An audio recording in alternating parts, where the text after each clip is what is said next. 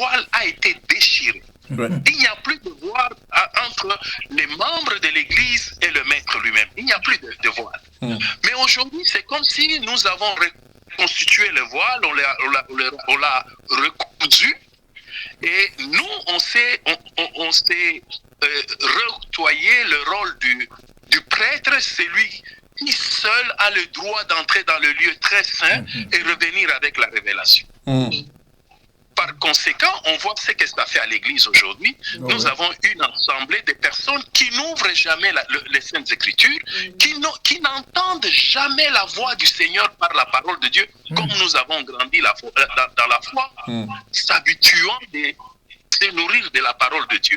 Nous attendons qu'une seule personne puisse entrer dans la présence de Dieu et nous ramenant ainsi ce que nous devons garder comme parole de Dieu.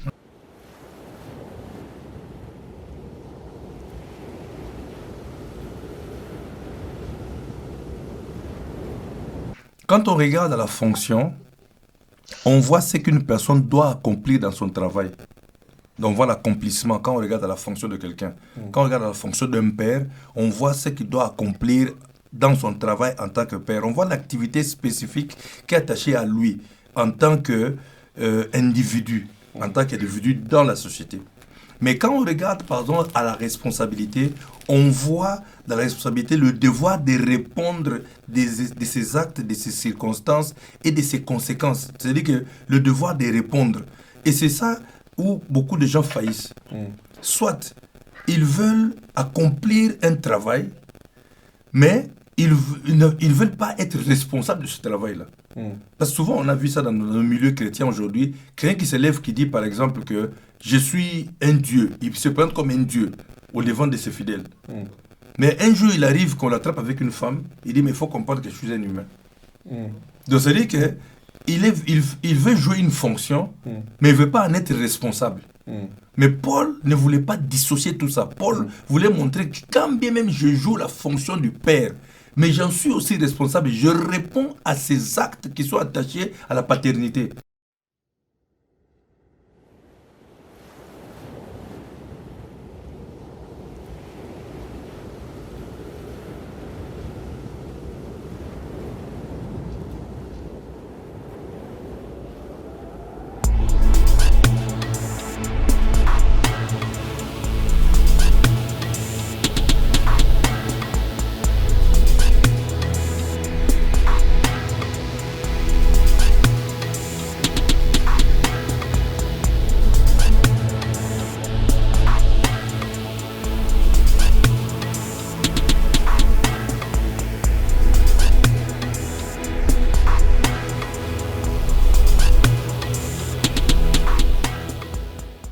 Chers amis téléspectateurs, nous vous saluons dans le précieux nom de notre Seigneur Jésus-Christ. Et nous voici encore ce soir dans cette émission que nous avons appelée Souffle de vie. Souffle de vie, pourquoi? Parce que nous croyons que l'Esprit du Seigneur est en train de souffler afin de donner la vie aux ossements desséchés, afin de relever et de fortifier ceux qui étaient fatigués. C'est une émission essentiellement adressée aux serviteurs de Dieu, à tous ceux qui sont dans le ministère, mais non pas seulement à ceux qui sont dans le ministère, mais à tout enfant de Dieu, afin d'être affermi et d'être utile pour l'œuvre du ministère. Ce soir, nous allons continuer sur le thème que nous avions commencé la fois passée, à savoir Père spirituel ou pasteur, quelles sont les responsabilités face à la parole de Dieu. Et ce soir, nous avons l'honneur ou le privilège d'être encore avec le pasteur Johnny. Pasteur Johnny, bonsoir. Bonsoir. Et nous avons Maman Nicole avec nous. Maman, bonsoir. Bonsoir. Et nous sommes aussi honorés par la présence de notre bien-aimé, le frère Jules Ngongo, à partir du Canada. Bonsoir, frère Jules, si tu nous entends. Bonsoir, pasteur. Je vous entends. Que le Seigneur te bénisse, mon frère. Et aussi, nous avons... Que le Seigneur vous bénisse aussi. Merci beaucoup. Et aussi, nous avons le pasteur Edgar, à partir de Manchester. Nous allons essayer de la voir. Bonsoir, pasteur Edgar.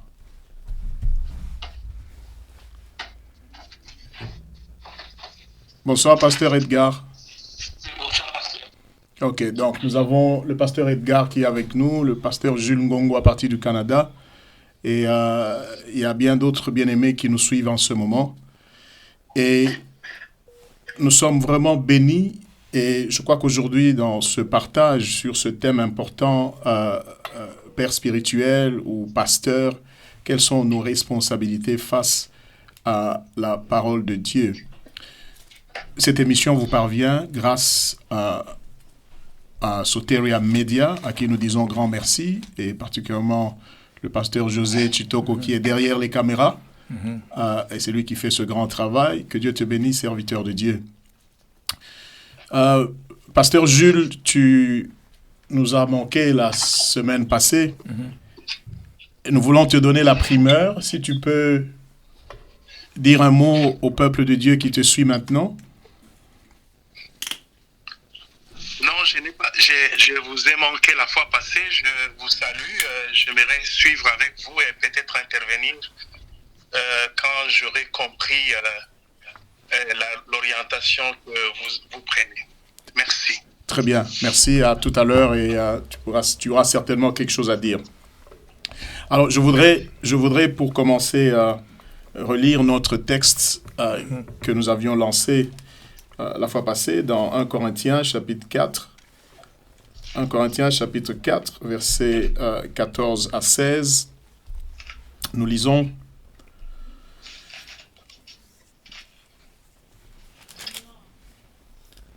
En effet, ou dit, ce n'est pas pour vous faire honte que j'écris cela, mais je vous avertis comme mes enfants bien-aimés.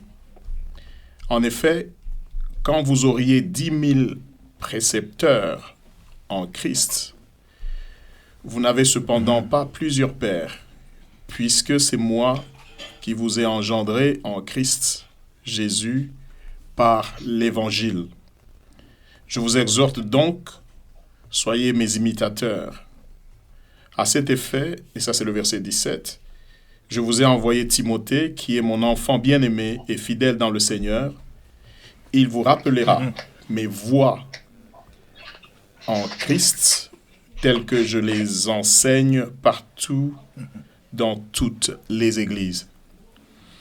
Alors, nous avons pensé que c'était un thème assez vaste et qu'il faudrait que l'on puisse bien le circonscrire pour qu'on ne puisse pas se perdre dans des débats et des discussions, des termes de discussion sur la définition des mots, parce que on le sent, il y a des gens qui tiennent à tout prix à s'afficher comme père spirituel de ceux-là, d'autres qui disent je suis le père des pères, et bref, on se bat pour des titres. Mais nous avons pensé qu'aujourd'hui, ce serait important de réfléchir sur ce que la Bible nous dit à propos de nos responsabilités. Que vous soyez père spirituel, que vous soyez pasteur, que vous soyez, quel que soit le titre que vous pouvez vous donner, le plus important, c'est le travail que vous faites sur le terrain. Est-ce que vous répondez aux attentes du Seigneur? Est-ce que vous accomplissez l'œuvre telle que le Seigneur attend que vous puissiez l'accomplir? Donc, c'est dans cette optique-là que nous allons aborder la réflexion de ce soir. Et je vais commencer par Maman Nicole aujourd'hui, pour faire honneur à la dame. Maman Nicole, qu'est-ce que tu penses de cette orientation? Et de manière générale, la question est lancée comme ça. Qu'est-ce qu'on attend d'un père? Toi, je te pose la question en tant que femme. Qu'est-ce qu'une femme attend d'un père ou dans la maison? C'est que la femme ou l'enfant? Ce qu'on attend, ce qu'on attend d'un père dans une maison, oui. C'est d'abord que le père soit un père responsable, un père qui prend soin de ses enfants, un père qui veille à l'éducation de ses enfants.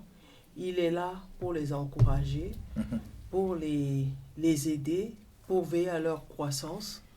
et mettre à leur disposition tout ce qu'il leur faut afin qu'ils soient équilibrés et afin qu'ils deviennent des hommes, des enfants indépendants et que demain, ils puissent mettre en pratique ce qu'ils ont reçu de leur père. Donc, c'est vraiment vaste comme responsabilité. Donc, un homme, un père dans la maison, c'est quelqu'un de qui on attend qu'il puisse prendre en charge, qu'il puisse veiller sur les enfants, qu'il puisse pourvoir aux besoins des enfants, qu'il puisse encadrer avec un objectif, c'est que les enfants puissent arriver à maturité.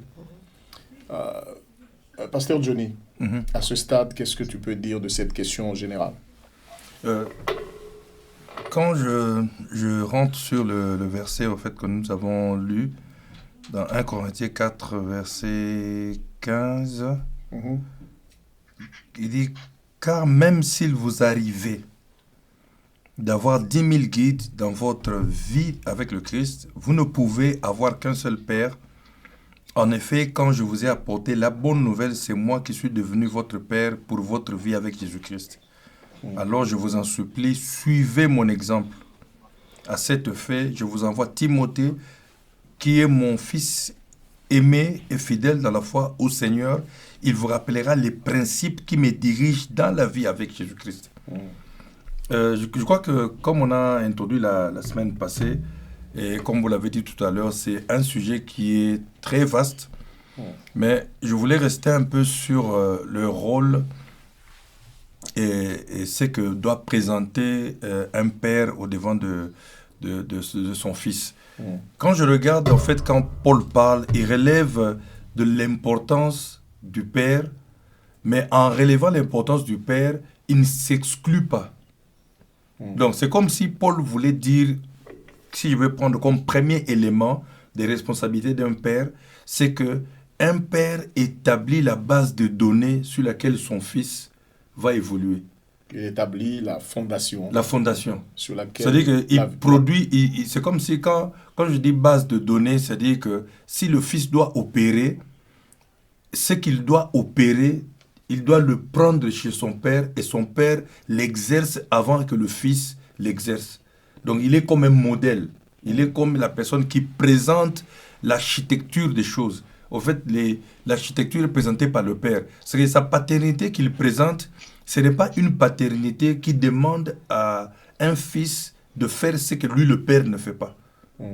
Donc, il est en train de montrer que quand bien même vous avez guide, moi, je suis votre père. Je le suis, pourquoi? Parce que j'ai aimé le petit détail qu'il a ajouté là. Et ça, il dit, quand bien même il vous arrivait d'avoir 10 000 guides dans votre vie avec le Christ, vous pouvez qu'avoir qu'un seul Père. En effet, je vous ai apporté la bonne nouvelle, c'est moi qui suis votre Père.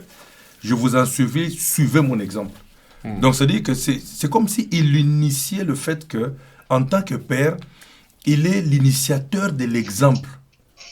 Donc, il ne demande pas au fils d'être fils tout simplement avec une imagination, pendant que lui, le Père, n'a pas planifié, n'a pas donné son exemple avant que le fils puisse prendre pour devenir fils. Donc il leur montre, il dit, suivez mon exemple. Je vous en supplie, suivez mon exemple. Ça veut dire que je ne suis pas seulement votre père parce que je veux que vous soyez des fils, mais je suis votre père parce que je vous ai engendré et aussi, donc ce que vous allez vivre maintenant, je l'ai vécu avant vous. Et je peux vous présenter le modèle par excellence. Donc ça veut dire que pour moi, un père, c'est quelqu'un qui a la capacité de poser la base de données et des données correctes. Ce n'est pas des données qu'on voyait avant, par exemple, ne faites pas... faites ce que je vous dis. Je vous dis. Ne faites pas ce que je fais. Ne faites pas ce que je fais. Donc vous prenez le message et ma vie est contraire avec mon message. Mais ici, il veut faire voir que, en fait, je ne vous dis pas quelque chose de très mystérieux que je n'ai pas vécu ou que je n'ai pas compris, mais je viens tout simplement pour vous dire, vous faites-le. Non. Il est en train d'initier l'exemple C'était la première chose. Après avoir dit ça, il a dit suivez mon exemple. Donc ça veut dire il a voulu montrer que quand bien même je me réclame de l'être auprès de vous, donc il y a un modèle à suivre et je suis en même temps le Père qui vous a engendré dans cette vie avec Christ et aussi je suis l'exemple à suivre. Et beaucoup de gens séparent ça. Lorsqu'ils parlent de leur paternité, ils présentent la paternité, mais ils ne présentent pas sa vie. Au fait, ils cachent l'un et ils montrent l'autre. Ils montrent le bâton de père, mais ne montrent jamais sa vie. Parce que si aujourd'hui le fils regardait la vie du père, je pense que le bâton peut venir après au cas où il se déroutait un peu. Mais du moins, il a l'exemple, il a le modèle, il a le profil. C'est comme si j'ai présenté le profil qu'il faut. Je n'ai pas présenté, je l'ai vécu aussi. Je vis le profil et je vous demande de suivre et je vous en supplie de suivre. Parce que s'il dit je vous en supplie de prendre ça comme exemple, cela veut dire qu'il se reconnaît comme un modèle par excellence. Donc il peut savoir au fait qu'il a posé une vie qui est correcte. Il a posé une vie qui est fiable. Il vous dit suivez cette vie-là. Parce que moi j'ai toujours dit une chose, l'éducation ce n'est pas ce que vous dites à votre enfant de faire, mais l'éducation est ce que vous vivez en présence de votre enfant. Et c'est ça que Paul montre. Il dit, j'ai vécu ça, prenez ça. Je n'ai rien caché. Parce que on a vu beaucoup d'exemples, souvent je vois beaucoup d'exemples de choses, on demande à un fils d'être ce qu'on n'a pas été auprès des autres. Mais lui n'a pas caché ça. La première chose qu'il leur a dit, je suis l'exemple. Et je vous en supplie de suivre cet exemple-là. Donc on comprend que la paternité appelle au modèle et le modèle doit être celui qui se réclame père. Donc si je me réclame père, je dois me réclamer aussi d'être le modèle. Je ne veux pas me réclamer père tout en excluant mon modèle et puis en montrant seulement mon autorité. Donc on peut prendre le premier point, c'est que la première responsabilité d'un père, c'est de s'ériger en modèle. Voilà. La première responsabilité, c'est de comprendre qu'on est là pour être suivi comme modèle. Et ici, nous sommes dans le contexte de l'Église, corps de Christ, et que le modèle, comme Paul dit clairement et il définit, il dit, Timothée vient et il vous rappellera mes voies en Christ, telles que je les enseigne partout dans toutes les églises. Donc un père, pour revenir, c'est pour dire, pour enfoncer ce que le pasteur Johnny disait tout à l'heure, la responsabilité d'un père, c'est d'abord de comprendre qu'on est appelé à prêcher par l'exemple. Il y a une crise aujourd'hui dans l'église, dans le corps de Christ, c'est que, il y a beaucoup de prédicateurs, mais on est en panne de modèles, on est en panne d'exemples, de bons exemples, des hommes et des femmes qui peuvent dire qu'ils marchent selon les principes de Christ et qu'ils peuvent dire aujourd'hui soyez mes imitateurs. Et cela, c'est une grande responsabilité qu'il faut que nous puissions nous rappeler, nous en tant que serviteurs de Dieu, et que c'est pas simplement notre rôle, c'est pas simplement de nous tenir devant la chair, de clamer tout haut que nous sommes papa, que nous sommes père, etc. Mais la grande responsabilité, c'est d'abord d'aligner notre vie, pour que cette vie puisse parler plus que les paroles que nous prononçons. Donc ça, c'est la première responsabilité. Maman Nicole, je crois que tu conviendrais avec nous ici que un père qui n'est pas un modèle, il fera même la honte de ses enfants, de sa famille. De ses enfants. Ouais.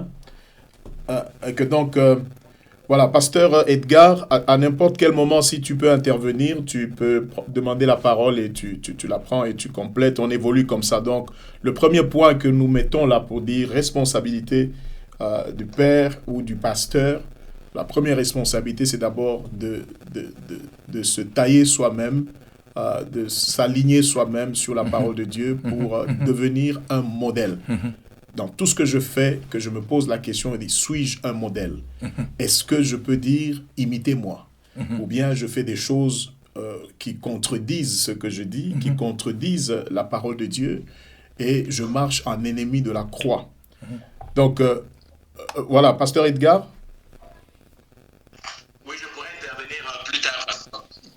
D'accord, je t'en prie.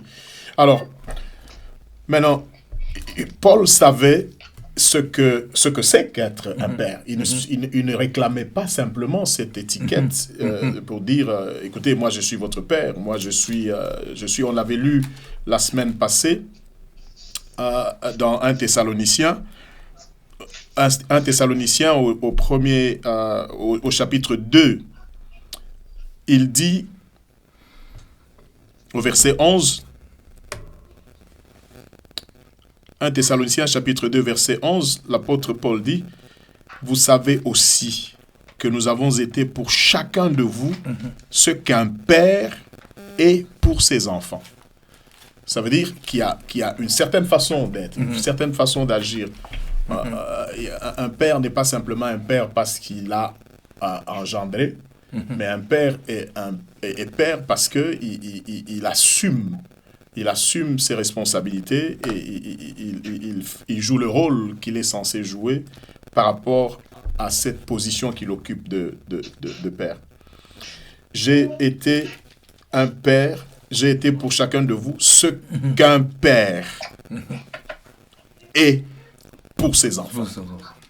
Ça, c'est une déclaration assez forte. Maintenant, aujourd'hui, si nous regardons le corps de Christ, nous regardons nos frères qui sont avec nous dans le ministère, nous regardons ce qui se passe dans l'Église aujourd'hui, et on peut poser la question, ceux qui se disent pères, est-ce qu'ils sont ce qu'un père doit être pour ses enfants? Moi, je pense qu'il y a une grande notion que Paul a introduite, et j'y réfléchissais, je crois, au courant de la journée. Je suis en train de réfléchir sur 3 mots. La fonction, la responsabilité et le rôle. Et quand je réfléchissais par rapport à ça, j'ai trouvé une forte richesse dans les écrits de Paul. Il y a vraiment, j'apprécie beaucoup les écrits de Paul et j'apprécie beaucoup la richesse et la profondeur qu'il y a dans ces écrits-là. Quand on regarde à la fonction, on voit ce qu'une personne doit accomplir dans son travail. Donc on voit l'accomplissement quand on regarde à la fonction de quelqu'un. Quand on regarde à la fonction d'un père, on voit ce qu'il doit accomplir dans son travail en tant que père. On voit l'activité spécifique qui est attachée à lui en tant qu'individu, en tant qu'individu dans la société. Mais quand on regarde, pardon, à la responsabilité, on voit dans la responsabilité le devoir de répondre de ses actes, de ses circonstances et de ses conséquences. C'est-à-dire que le devoir de répondre. Et c'est ça où beaucoup de gens faillissent. Soit ils veulent accomplir un travail, mais ils ne veulent pas être responsables de ce travail-là. Parce que souvent, on a vu ça dans nos milieux chrétiens aujourd'hui. Quelqu'un qui se lève, qui dit par exemple que je suis un Dieu. Il se présente comme un Dieu au devant de ses fidèles. Mais un jour, il arrive qu'on l'attrape avec une femme. Il dit, mais il faut comprendre que je suis un humain. Donc, ça veut dire que il veut jouer une fonction, mais il ne veut pas en être responsable. Mais Paul ne voulait pas dissocier tout ça. Paul voulait montrer que quand bien même je joue la fonction du père, mais j'en suis aussi responsable, je réponds à ces actes qui sont attachés à la paternité. Je ne dissocie pas. Et maintenant, j'aime quand on dit rôle, en anglais on dit le rôle is a character assigned or assumed socially. C'est-à-dire que dans le rôle, on assume. Dans la responsabilité, on a le devoir, tandis que dans la fonction, on accomplit. Et maintenant, quand vous regardez Paul, c'est comme si Paul avait tout mis ensemble. Parce que quand même, il leur parle et dit, j'ai fait au devant de vous tout ce qu'un père peut faire à ses enfants. Donc, c'est-à-dire que, quelque part, il veut dire que j'ai accompli ma fonction de père, comme il fallait. Donc, je ne vous dis pas une chose que je n'ai pas accomplie. Je ne vais pas vous présenter une chose qui vous est difficile. Et parce que souvent, nous, on fait quoi? Il y a des choses où on voit des fois des blagues dans Facebook comme ça, mais ce sont des petites blagues qui nous donnent des grandes leçons. Quelqu'un qui se cache, qui demande aux gens de jeûner, mais lui, il est en train de manger. Nous, on a vécu des retraites de prière où le dirigeant qui nous dirige sort, va acheter un Red Bull, il prend dehors et vous dit il faut boire de l'eau. Et vous prenez l'eau et vous avez l'impression que quand lui prie, il crie plus fort que vous.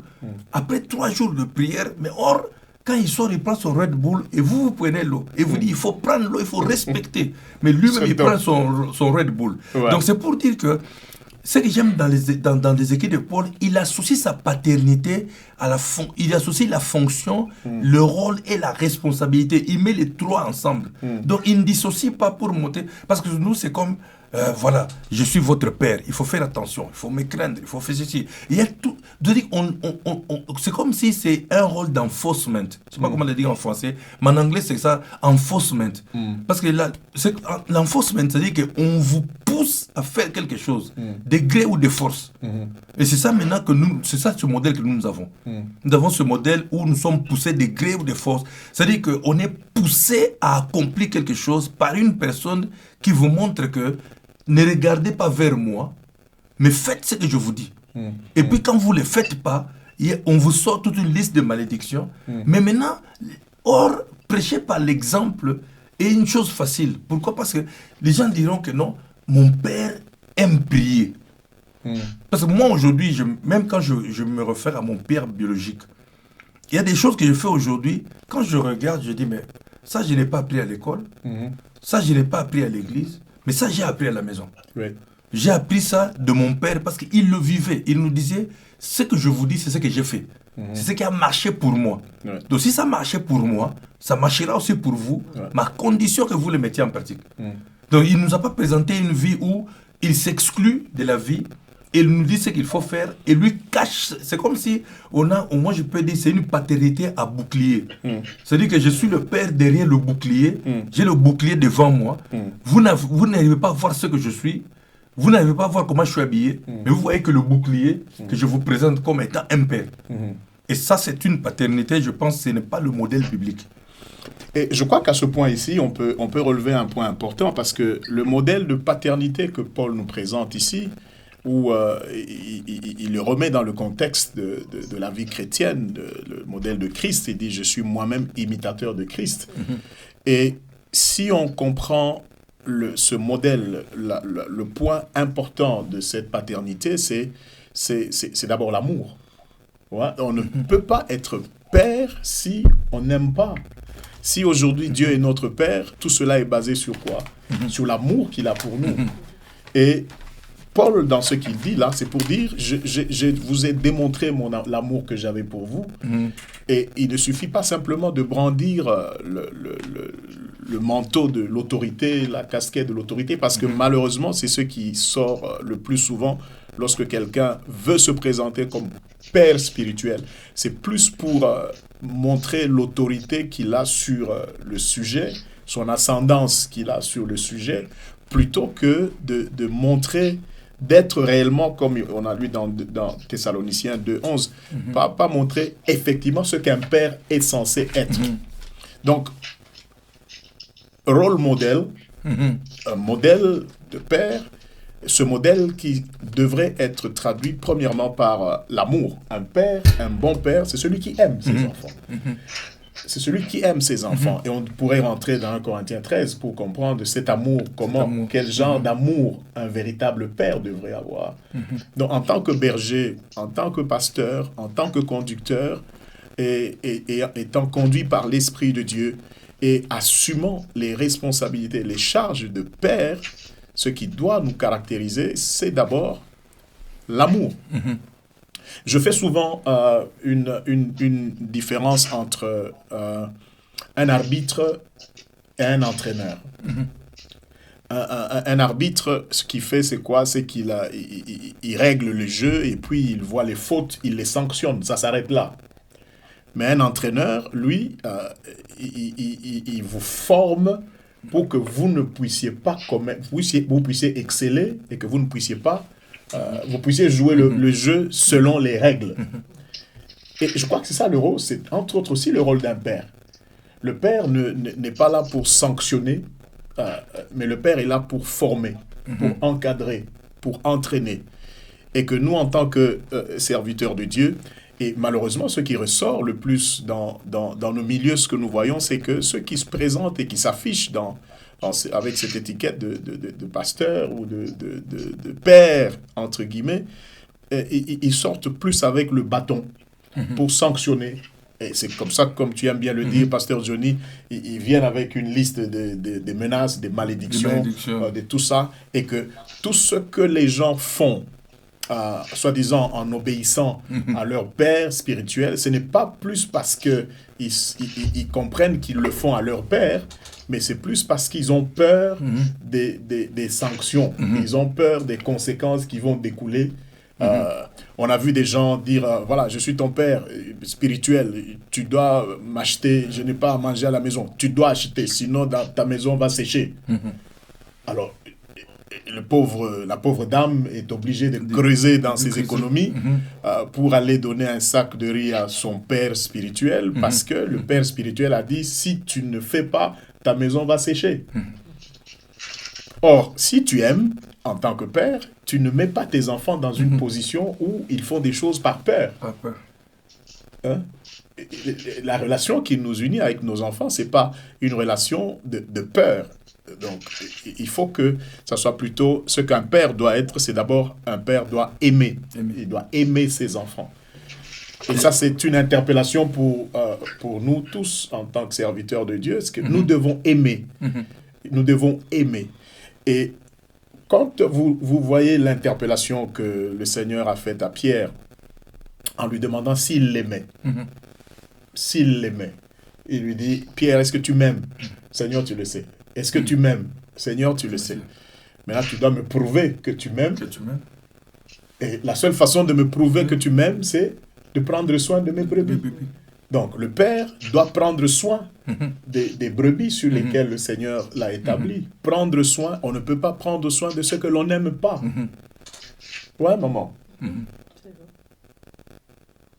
C'est vrai? Oui, c'est vrai.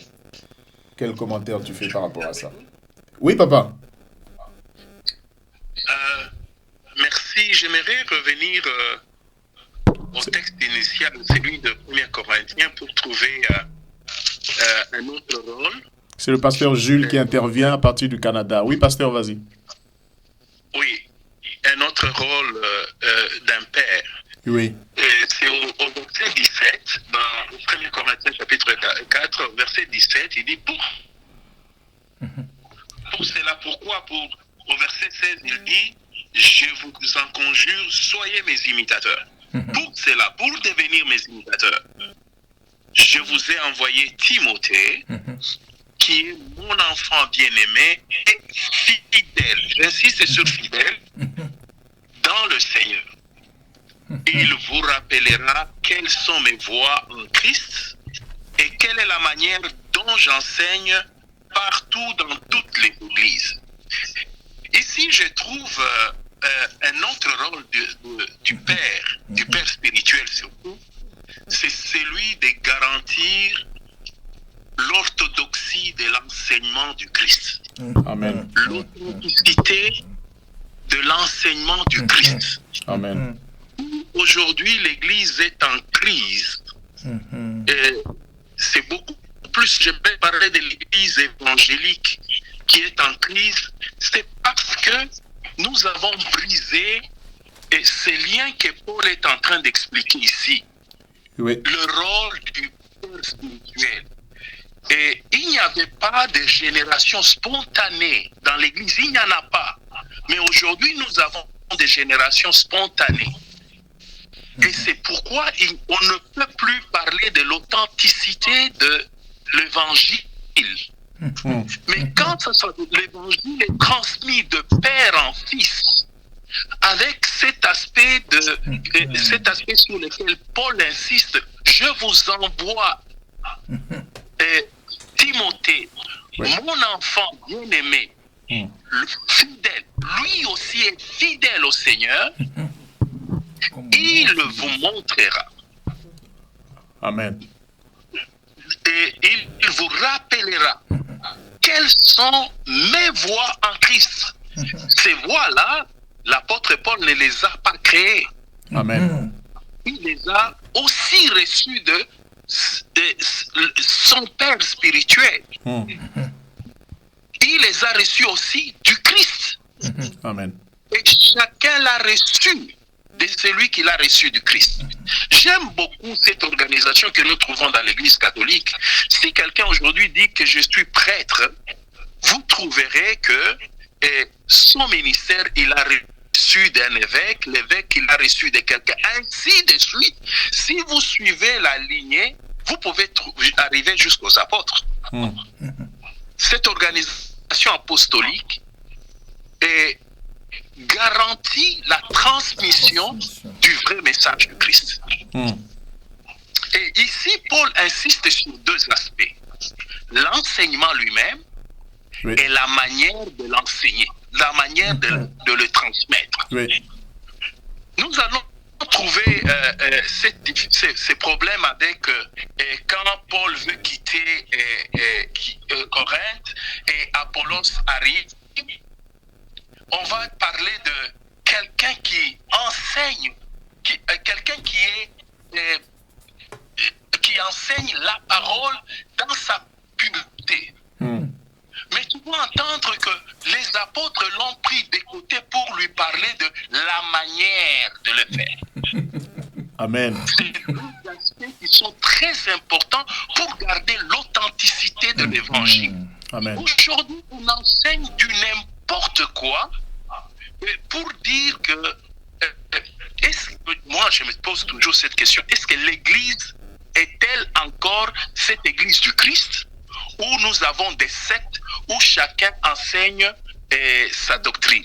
Je parlais avec des amis récemment, après notre visite à Kin, nous avons remarqué que des frères avec qui nous avons grandi dans la foi, qui étaient autrefois des ouvriers, et sont passés au niveau de pasteurs et archevêques.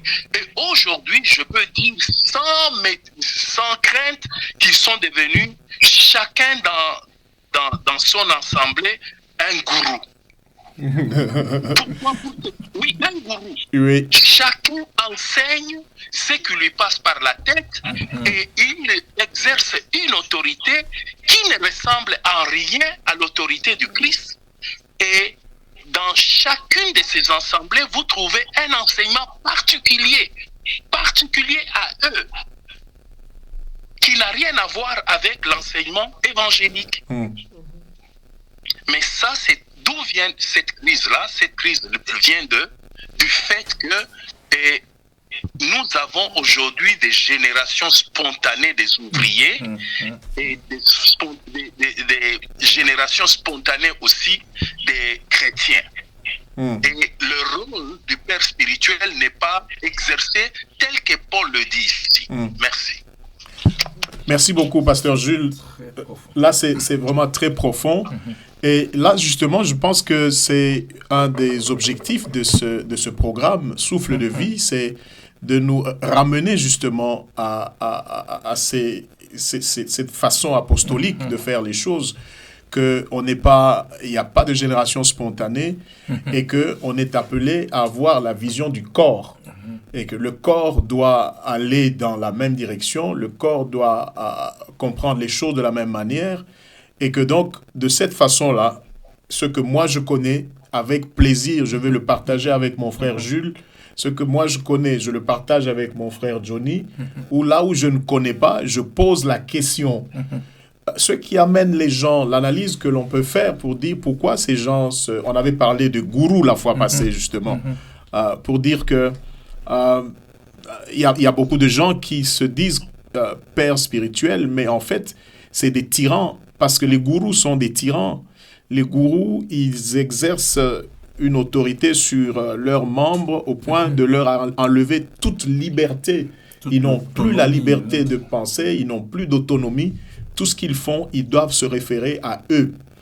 Et pasteur Jules, il y a une réflexion qu'on a eue avec toi l'autre jour pour dire dans certains termes, aujourd'hui, ceux qui se disent pères spirituels ou pasteurs, c'est des gens en fait qui sont en train de recoudre le rideau que Christ qui était déchiré à la mort de Jésus. Ils sont en fait en train de recoudre le rideau. En fait, si nous revenons au rôle d'un père spirituel, Ouais. c'est celui de montrer l'exemple, comme le pasteur Johnny l'a dit, montrer l'exemple, servir d'exemple et garantir l'authenticité de l'évangile. Mais son rôle n'est pas celui d'un prêtre, comme dans l'Ancien Testament. Non, nous avons qu'un seul prêtre. Nous dit le livre des Hébreux, chapitre 10. Oui. C'est lui qui est entré. Oui, nous avons qu'un seul prêtre. Et d'ailleurs, c'est là où il faut faire la part des choses quand nous parlons du pasteur. Dans les Saintes Écritures, quand on parle du pasteur, le pasteur au singulier, on parle du maître lui-même, le Seigneur. Ouais. Et nous ne sommes que des pasteurs.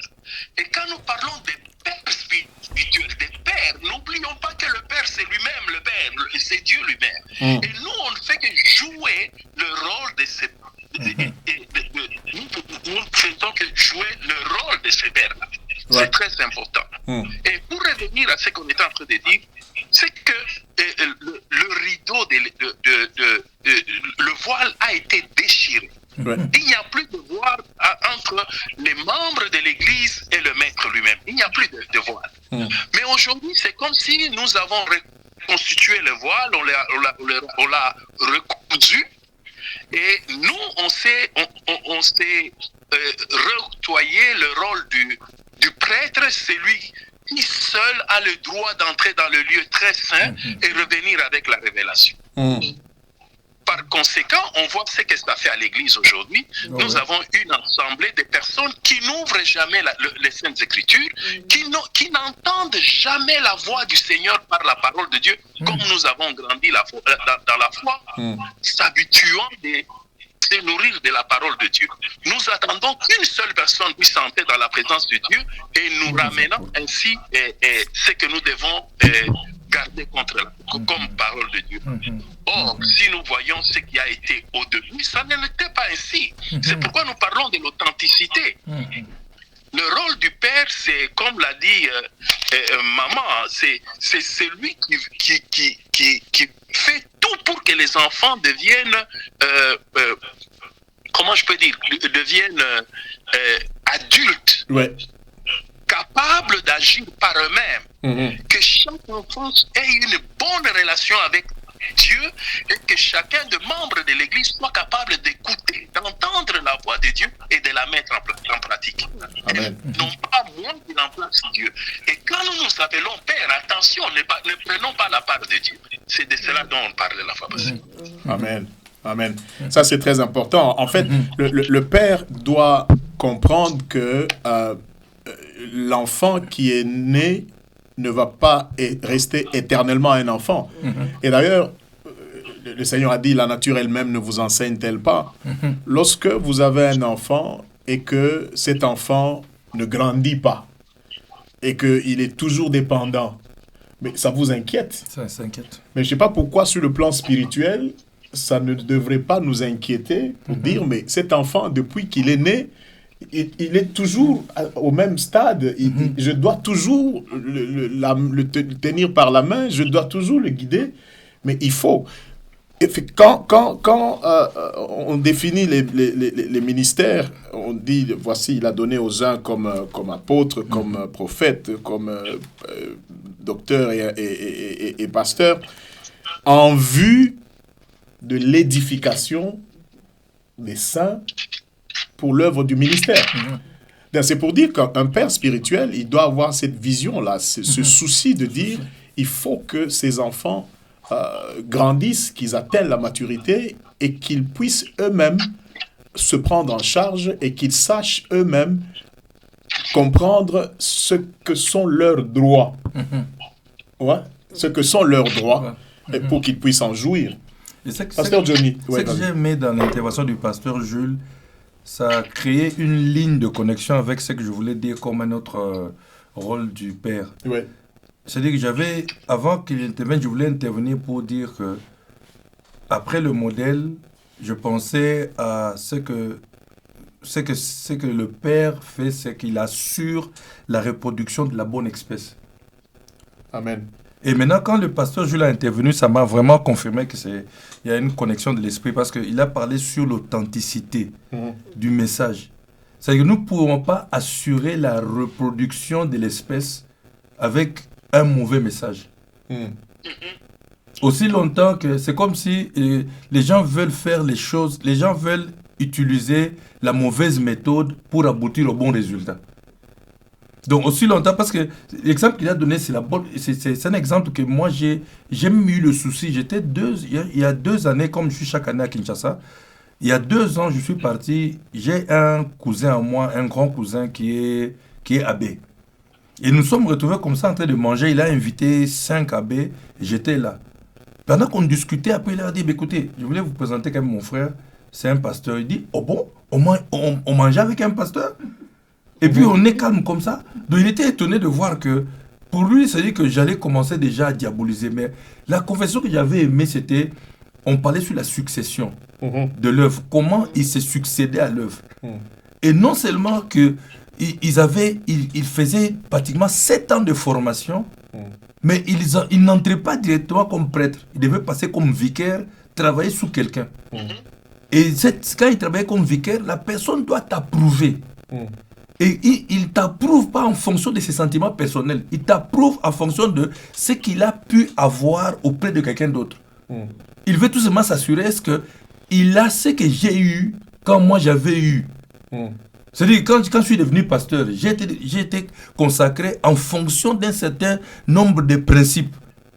Mais maintenant, c'est-à-dire que je dois m'assurer, Paul voulait s'assurer, est-ce que, il dit, je vous envoie auprès de vous, Timothée qui est mon fils, vous allez vous rassurer vous-même de l'espèce qu'il est, de ce que moi, papa, j'ai produit. Vous allez voir les mêmes principes qui ont succédé à moi, qui lui ont fait ce que je suis. Vous les verrez marcher dans lui. Et vous-même, vous pourrez voir la preuve avec vos propres yeux et avec vos propres oreilles. Donc, c'est-à-dire qu'aujourd'hui, comme le pasteur Jules l'a dit, aussi longtemps que nous n'avons plus l'authenticité du message, même si nous avons perdu le modèle d'abord, l'authenticité du message n'est plus. Donc, l'espèce que nous reproduisons, c'est quoi? C'est un jeune frère qui vient de l'église, qui est fidèle à moi, qui porte ma mallette, qui fait ceci, qui m'accompagne partout, qui conduit ma voiture, qui lave ma voiture, qui lave mes vêtements. Et automatiquement, je lui colle le ministère en fonction des obligations sociales. Et puis je dis non, écoute, j'ai vu ta fidélité, j'ai vu comment tu as repassé. Moi j'ai vu un pasteur qui dit, j'ai vu comment tu as repassé mes habits, comment tu as lavé ma voiture, tu m'as conduit. On a fait la route ensemble à Paris, tu as fait 6 heures, voilà, tu conduisais. Maintenant, on lui confie une tâche spirituelle en fonction d'une appréciation sociale. Et le monsieur entre dans le terrain, il ne voit absolument rien de tout ce qui doit être fait parce qu'il ne comprend rien. C'est-à-dire que le rôle d'un père, il doit assurer la reproduction de la bonne espèce. Mais il ne peut pas l'assurer avec un faux message. Il doit l'assurer avec les vrais principes de vie qui ont marché en lui, qui maintenant lui transmet par une parole, avec une bonne manière de faire, comme le pasteur Jules l'a dit.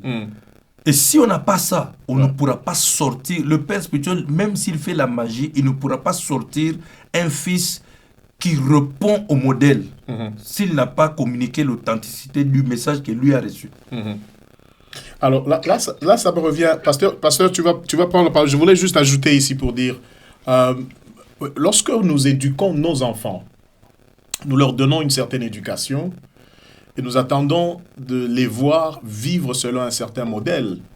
Et lorsque un enfant que vous éduquez vient à la maison et il commence à afficher certains comportements bizarres, tout de suite vous posez la question et dites, mais d'où est-ce que tu tires ça? Ouais. Moi, je t'ai jamais appris ça. Où est-ce que tu es allé ramasser ça? Et je crois qu'en tant que père spirituel, nous référant au modèle biblique, au modèle apostolique, nous devrions aussi être dans la même position pour dire, si nous regardons comment l'Église primitive a marché, si nous regardons comment nos aînés dans la foi ont marché, et que par rapport à ce que nous voyons maintenant, en tant que père spirituel, nous devons, comme nous sommes en train de le faire une analyse critique et dire, mais d'où vient cette influence? Cette influence. C'est ce que Paul dit aux Galates. Il dit aux Galates insensés, vous qui aviez commencé par l'esprit, allez-vous terminer par la chair? Cette influence ne vient certainement pas de celui qui vous a appelé. Donc, en tant que père, on veille sur l'éducation, on veille sur l'authenticité, on veille sur le modèle qu'on doit préserver. Pasteur, tu voulais ajouter quelque chose? Papa Jules. Je voulais répondre à la question d'où vient ce que nous voyons aujourd'hui. Ouais. Si nous gardons Allô? Oui, tu es en ligne. Et si nous voyons le modèle que Paul nous donne ici, nous comprenons que de génération en génération, la sémence dont parlent les Saintes Écritures, c'est passé d'un père à un enfant. Oui. La sémence, la vraie sémence. Et si c'était, par exemple, du maïs qui s'est passé d'une main à une autre, c'est que c'est du maïs qui se reproduisait. Oui. Mais à un certain moment, quelqu'un d'autre est venu avec une autre sémence. Ce n'est plus la même sémence qui était au début. Nous ne pouvons plus parler des enfants de Dieu. Nous parlons d'une autre génération qui n'a rien à voir avec Christ, qui a Christ seulement du nom. Mais la vie doit être... Paul parle de sa vie, de son modèle. Mais cette vie-là, on ne la voit plus. On ne la voit plus, elle n'est plus là. J'étais à une conférence il y a 2 jours où de médecins chrétiens et même des non-chrétiens parlaient de la différence entre des chrétiens qu'il y a quelque temps et aujourd'hui. Il n'y a pas 30 ans, ils parlaient d'il n'y a pas 30 ans. On pouvait voir la différence. On voyait la différence entre la mort d'un chrétien et la mort d'un non-chrétien, d'une chrétienne et d'une non-chrétienne dans les hôpitaux. Un chrétien était caractérisé par la paix et mourait dans la paix parce qu'il avait l'espérance chrétienne. Mais aujourd'hui, on le voit, on remarque que les chrétiens et les non-chrétiens meurent de la même manière. Vous le voyez, c'est tracasser parfois et rendre l'âme comme quelqu'un qui est tourmenté. Pourquoi? Parce qu'on n'a plus cette génération d'enfants de Dieu qui ont l'espérance chrétienne et qui marchent selon la parole de Dieu. Ces enfants-là qui viennent de la vraie sémence n'existent plus. Ou sont aujourd'hui de moins en moins présents dans les assemblées. Et notre rôle aujourd'hui, c'est comme le pasteur Paul vient de le dire, revenir, faire d'abord l'autocritique et ramener cette sémence. Voilà la bonne sémence. Et la transmettre, et veiller à ce que cette sémence puisse se reproduire. C'est très, très important. On a un frère à l'église qui a l'habitude de dire la parole de Dieu est ce qu'elle est. On n'a pas besoin de la diluer. On n'a pas besoin de la diluer et il faut que l'on puisse réellement continuer à la transmettre telle qu'elle est. Maman Nicole voulait ajouter quelque chose. Non, je voulais dire que si un arbre n'est pas bien nourri, si les racines ne sont pas bien nourries, l'arbre ne portera pas de bons fruits. Si en tant que père, tu ne veilles pas sur l'état spirituel, sur la santé spirituelle de ton fils, qu'est-ce que tu attends qu'il puisse reproduire? Rien de bon. Parce que tu ne lui as pas donné ce qu'il lui fallait pour sa croissance. On ramasse un peu de points importants là. Le premier point, on a dit que le père, il sait qu'il est modèle et qu'il doit. C'est sa responsabilité de se présenter comme un modèle, se dire, les gens me regardent. Je n'ai pas le droit de faire n'importe quoi. Je n'ai pas le droit de me conduire de n'importe quelle manière parce que je suis un modèle. Et tout ce que l'on fait, on le fait en se disant, ça va avoir de l'impact sur les autres. Et donc, je m'érige moi-même en modèle et j'imite Christ. Le deuxième point, nous avons dit, en tant que père, on sait que on est obligé d'aimer. D'aimer ses enfants, d'aimer les brebis, de les paître avec amour. De ne pas simplement brandir son autorité de père, mais d'agir avec amour. On veille à ce que la semence ou l'éducation que l'on transmet soit maintenue telle qu'elle et on veille à la pureté, à l'authenticité. Maintenant, l'évangile nous est parvenu de génération en génération. Les pères, nos pères ont gardé l'évangile tel qu'ils l'avaient reçu et il est arrivé jusqu'à nous. Mais il y a une notion importante que nous ne devons pas oublier, c'est que si nous ne veillons pas, le père a l'obligation de veiller. Le père a l'obligation de veiller parce que si nous ne veillons pas, la mauvaise semence va entrer. Et surtout aujourd'hui avec la prolifération des médias, les gens peuvent s'abreuver à n'importe quelle source. Les gens peuvent lire n'importe quel livre. Les gens peuvent tourner sur n'importe quel canal de télévision ou sur YouTube ou sur Facebook, etc. Et ce qu'ils avalent, ce dont ils se nourrissent, risque de polluer et finalement, vous ne retrouvez plus la même semence. Et on reproduit, on transmet ce que l'on a reçu, ce qu'on a entendu, ce qu'on a lu. Et puis, on croit que... Et puis, le problème que nous avons, disons-le, surtout dans nos milieux africains, où il y a le complexe de l'étranger. On pense que quand c'est un blanc qui donne un message, et surtout on le voit, c'est un blanc qui vient au Congo, en Afrique, il apporte un message, parce que c'est un blanc, on le reçoit très vite. Parce que c'est venu des Amériques, on le reçoit très vite. Et comme si l'Amérique devient... Pardon? Quand ça vient de l'Amérique, c'est authentique. Quand ça vient de l'Amérique, c'est authentique. Alors que nous devons tous comprendre que nous devons nous abreuver tous à une même source et que cette source, c'est la parole de Dieu, ce sont les Saintes Écritures qui doivent garder leur place centrale et que c'est maintenant le temps pour nous en tant que bergers, en tant que conducteurs spirituels, d'aider les gens, d'encourager les gens à revenir à la parole de Dieu.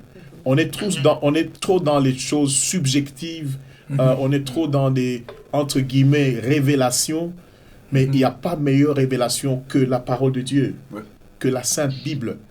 Et que c'est ça notre responsabilité en tant que père. En tant que père, tu dis à tes enfants, attention, ne mange pas ça. Attention, ne touche pas à ça. J'étais une fois en Afrique du Sud, on était avec mon père, on s'est retrouvés, on est allé dans un restaurant, mon frère a commandé un poisson.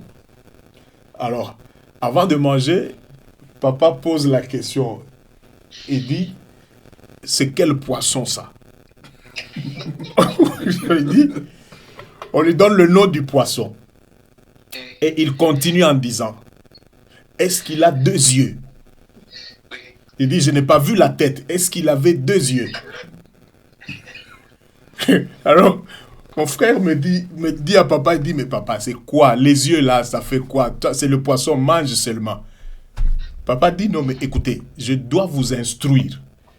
Parce que chez nous, on ne mange pas un poisson qui a un œil. La moralité, c'est quoi ici? C'est que il y a des principes. Il y a des choses que le Père transmet à ses enfants. Des choses telles que nous les avons reçues, nous les transmettons telles que nous avons. C'est pour ça que j'aime 2 Timothée 2:2. J'aime ce verset. Ce que tu as appris en présence de plusieurs témoins, confie-le à des hommes fidèles qui soient capables de le transmettre aussi aux autres. Maintenant, le problème, c'est que aujourd'hui, ceux qui se disent pères, ceux qui se disent pasteurs, eux-mêmes, on ne sait pas de qui ils ont reçu. Ils ont reçu, non pas en présence des témoins, ce qui veut dire, ce n'est pas la parole éprouvée, mais ils ont reçu en secret, en cachette, et ils viennent sur la place publique pour dire, voici, vous pouvez sortir du corps, vous pouvez voyager, astral, vous pouvez, etc. Toutes ces théories que l'on apprend, qu'on voit sur la place publique, et les gens acceptent.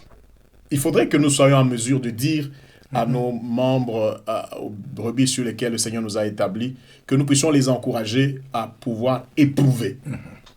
Paul dit clairement, à plusieurs endroits, il se met en question lui-même pour dire, si quelqu'un vous amène un autre évangile, même si c'est un ange, et même si c'est moi-même, que j'amène un évangile qui est contraire à celui que vous aviez reçu, que cette personne-là soit anathème. Donc il y a cette notion d'authenticité, cette notion de constance, cette notion de pureté qu'il faut garder, et que je crois que c'est maintenant le temps pour nous en tant qu'Église, pour nous en tant que serviteurs de Dieu, de nous poser la question, de faire une autocritique pour dire, est-ce que nous sommes dans le vrai? Est-ce que nous sommes dans la Bible? Ou est-ce que nous avons commencé à flotter et que nous donnons autre chose que ce que nous devrions donner? Pasteur Johnny. Moi, je pense que c'est très important ce que nous avons dit. Et pour permettre l'application, en fait, de ce que nous venons de dire aujourd'hui, je voulais tout simplement ajouter le contexte où, aujourd'hui, nous voyons beaucoup de gens, quand ils se réfèrent à un père, ils mettent plus les... Comment je peux dire? Ils mettent plus le matériel en avant plutôt que la responsabilité spirituelle qui doit être en avant. Parce qu'aujourd'hui, quand quelqu'un se présente avec 10 voitures, 15 voitures, et qu'il soit pasteur, il peut avoir beaucoup de fils. Parce que nous, on a vu ça très souvent, des gens qui nous ont côtoyés. Il dit, si tu acceptes d'être mon fils, tu vois ce que j'ai comme matériel, tu vois tout ce que j'ai là, et tu auras la facilité d'avoir accès à ça. Donc, ça dit que aujourd'hui, la paternité ne doit pas être un concept matériel.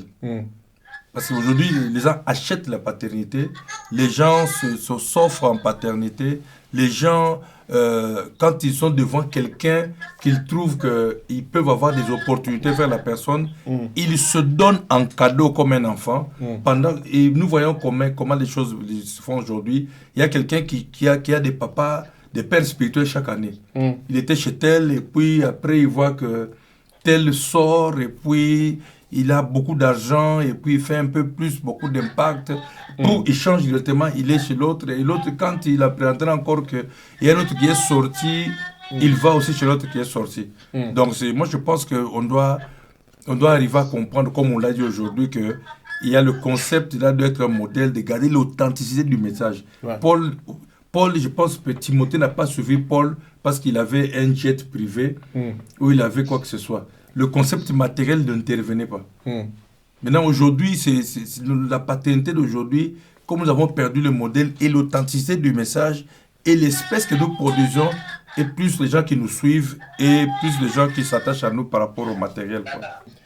En fait, lorsque nous sortons de nos maisons le matin, nous n'attendons pas que nos enfants viennent s'agenouiller devant nous pour reconnaître que nous sommes leur père.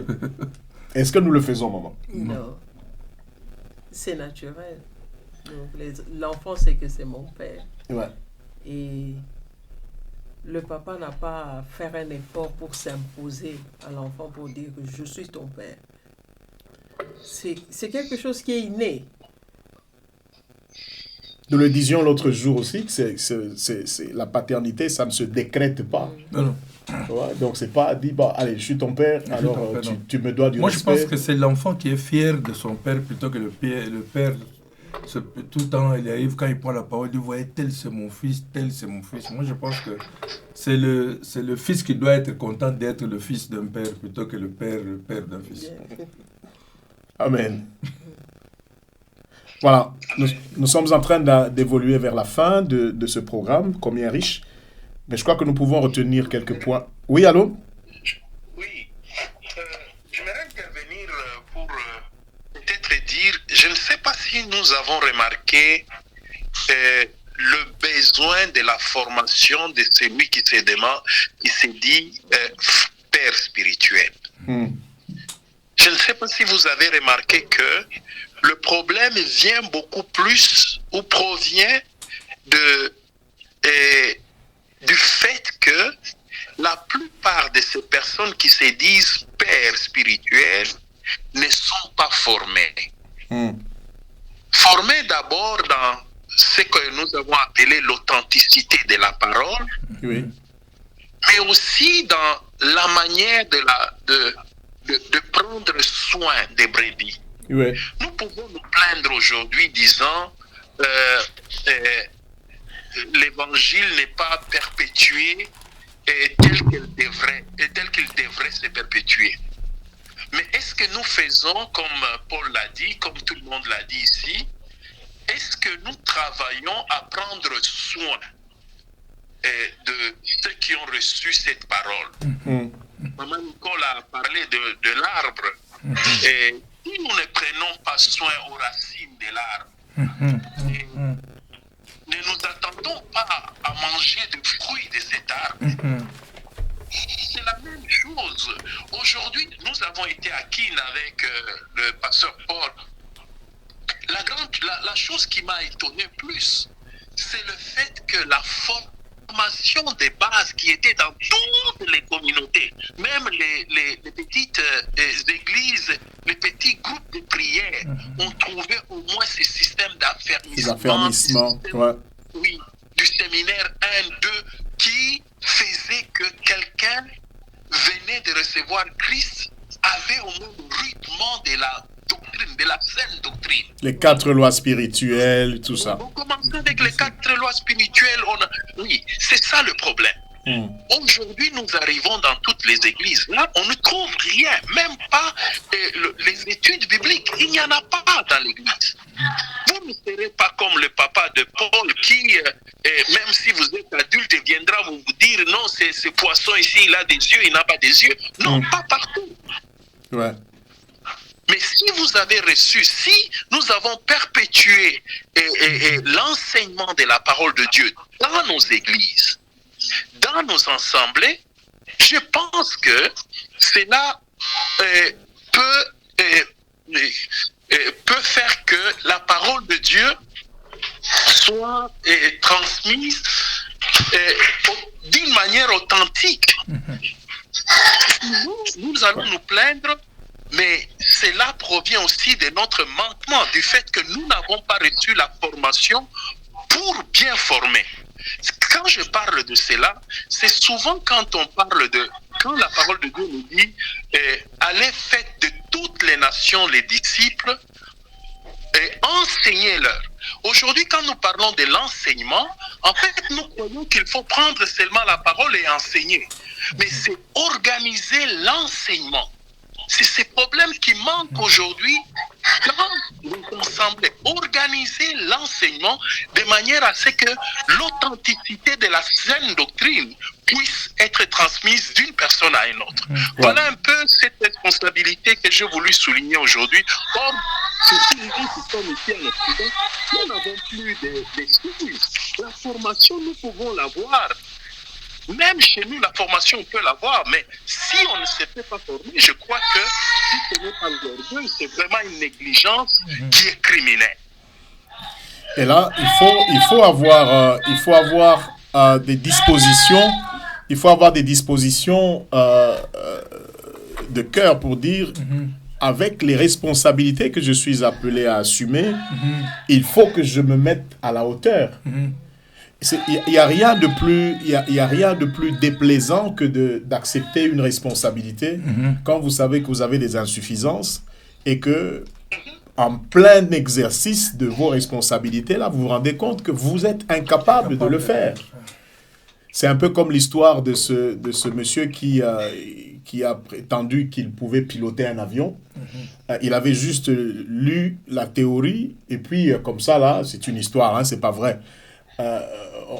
Il prend les commandes de l'avion, il décolle, les gens étaient à bord, et là il était en train de lire les instructions, il dit voilà, vous allez faire comme ça, pour décoller vous faites ça, allumez les moteurs, et puis plein gaz, et puis décolle, et puis il vole, et puis on dit bon, on va atterrir, maintenant comment est-ce qu'on atterrit? Le monsieur dit, j'ai oublié le livre en bas. Hein? Il dit, j'ai oublié le livre. Vous voyez la catastrophe. Ouais. Donc, il y a l'authenticité de la parole que nous devons transmettre, mais il y a aussi la manière de transmettre. Et c'est là que j'aime l'instruction que Paul donne à Timothée dans 1 Timothée au chapitre 5. Ouais? Dans 1 Timothée chapitre 5, il lui dit, « Ne réprimande pas rudement le vieillard, mais exhorte-le comme un père. Les jeunes hommes comme des frères, les femmes âgées comme des mères, les jeunes comme des sœurs, en toute pureté. » Alors, aujourd'hui, avec ma responsabilité de père, je n'ai plus de considération. Tous sont mes enfants. C'est assez choquant que vous voyez un jeune pasteur qui voit qu'il y a un papa âgé dans son église et il appelle et dit, mon fils, viens ici. Ouais. C'est comme si on a la manière de présenter, la manière de gérer les gens sur qui on est établi, on doit avoir de la considération. Le grand problème aujourd'hui, c'est que en fait, les pères, les pasteurs, ils n'ont plus de considération pour les membres de leur communauté ou les membres de leurs églises. Ce n'est pas de la considération. Ouais. C'est des hommes, c'est des pasteurs impolis. Je n'ai pas voulu utiliser ce terme, frère Jules. Parce que si quelqu'un est mal élevé, ça peut se transmettre. Même si tu deviens responsable, Ouais. cela ne changera pas. Le pasteur Nokusa disait,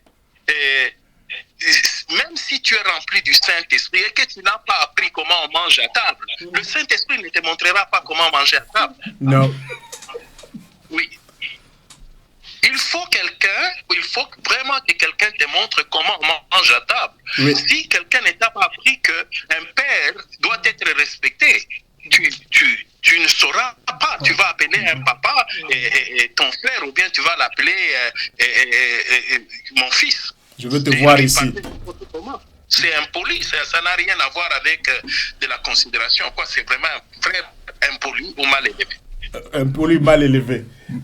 Alors, ça c'est un aspect assez important aussi dans la responsabilité d'un père, c'est que tu dois avoir des égards, tu dois considérer tes enfants, tu dois avoir du respect, parce que Éphésiens dit, vous pères, n'irritez pas vos enfants. On a toujours tendance à dire, non, enfants, obéissez à vos parents. Mais la suite dit, père, n'irritez pas vos enfants. Yes. Ça, c'est assez important. On doit intégrer toutes ces choses dans la manière dont nous exerçons le ministère. Le Saint-Esprit est là, c'est vrai. Mais nous avons besoin d'apprendre. Nous avons besoin de nous former. Former notre personnalité, former notre caractère, nous équiper. La communication doit être soignée. Vous vous rendez compte quand vous vous tenez devant une foule des gens, les membres qui viennent assister au culte à l'église, vous êtes devant là, vous parlez sans respect. Il n'y a aucune éthique. Il y a des choses que vous ne pouvez pas dire, mais vous le dites comme ça parce que vous n'avez aucun respect pour ces gens qui sont là et qui vous regardent. Et je crois que ça, c'est une crise et il faut que, en tant que serviteurs de Dieu, nous puissions nous dire qu'il faut que nous puissions changer. D'où que nous suivions ce message, où que vous soyez, mon frère, il faut changer. Il faut vraiment changer et retourner au modèle biblique où les pères, ils aiment. Les pères, ils se présentent en rôle modèle. Les pères, ils ont du respect. Et le modèle qu'ils présentent, c'est la vie de Christ en eux. Et que nous devons, en tant que pères, faire tout ce que nous pouvons faire pour ramener la parole de Dieu au centre. Lorsque Jésus dit le bon serviteur, c'est qui? C'est celui qui dispense la nourriture convenable au temps convenable. Donc, on peut faire du tralala, on peut donner des prophéties, on peut donner des révélations et tout ça. Mais un père responsable, c'est pas celui qui se contente de donner à ses enfants des cornflakes, mais il donne à ses enfants la nourriture qui va contribuer à la croissance de ses enfants. Et ça, c'est notre responsabilité en tant que père, en tant que serviteur de Dieu, en tant que pasteur ou berger. Pasteur Johnny? Voilà, en tout cas, moi je pense qu'on a bien brossé tout ce qu'on avait à brosser pour cette session. Et je crois que le message est bien passé. Moi je pense que, comme on dit toujours, il faut présenter à quelqu'un le vrai billet. Comme ça, quand il sera en face du faux billet, qu'il le reconnaisse facilement, quoi. Moi, je pense que c'est ce qu'on a fait. On a essayé de présenter le modèle biblique. Comme ça, si quelqu'un se trouve en face du modèle qui n'est pas biblique, il n'aura pas à se poser des questions. Il se dira tout simplement que ce que je suis en train de rencontrer là, ce n'est pas ce qui est conforme à la parole de Dieu. Parce qu'il y en a tout plein maintenant. Il y en a parce que surtout la caméra, elle est devenue facile. Chaque téléphone a une petite caméra et puis le son peut aller facilement. Et la vidéo peut circuler facilement. Alors ça trouve les gens au moment de crise, alors ils ne savent pas qu'est-ce qu'il faut véhiculer. Et tout le monde est papa de tout le monde. Et même un pasteur qui vient d'être consacré il y a 3 jours, il se présente devant l'église comme un papa.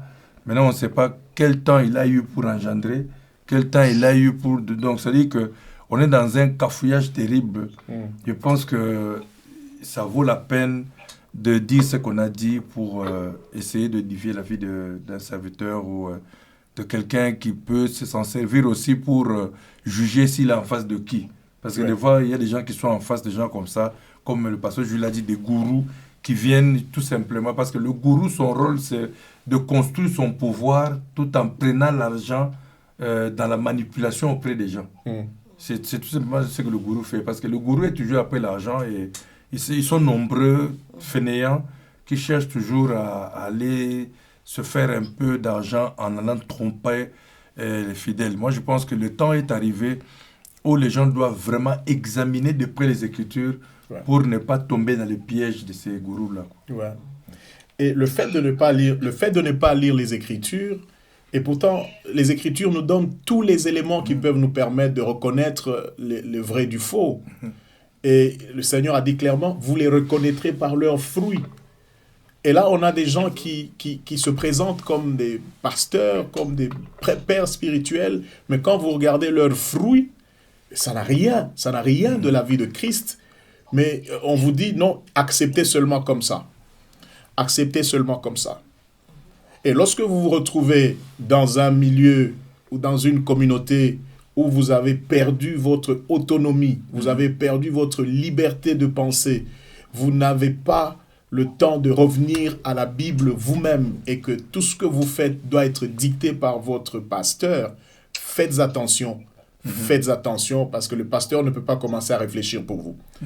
Si vous vous retrouvez dans une communauté où, au lieu de passer directement et de prier votre Père, parce que c'est votre Père, le pasteur vous dit que vous devez passer par lui, alors que le rideau avait déjà été déchiré, comprenez que ce monsieur-là est en train de vouloir vous mettre sous le joug d'une servitude et vous allez perdre votre liberté. Nous avons tous accès au trône de Dieu par Jésus-Christ. Il n'y a pas d'autre intermédiaire que le Seigneur Jésus-Christ. Et que le pasteur doit vous rappeler que vous avez la liberté de vous approcher de Dieu. Le pasteur doit vous rappeler, le Père doit vous rappeler qu'il n'y a pas d'obstacle entre vous et Dieu. Et que, donc, quelqu'un qui s'érigerait en intermédiaire, comprenez que celui-là, c'est un gourou et il cherche simplement à vous prendre comme prisonnier. Notre responsabilité en tant que serviteur de Dieu devrait aller au-delà de nos églises 4 murs, de nos églises locales. C'est pour ça que, par la grâce de Dieu, cette émission arrive jusqu'à vous, parce que nous disons, le corps de Christ doit être restauré. Le temps est arrivé pour que le message soit entendu, pour dire que la Bible n'est pas dépassée. La Bible est toujours actuelle. Les Saintes Écritures sont toujours d'actualité et que nous devons ramener les cœurs des enfants vers leur père. Maman Nicole, Amen. Amen. on fait le tour.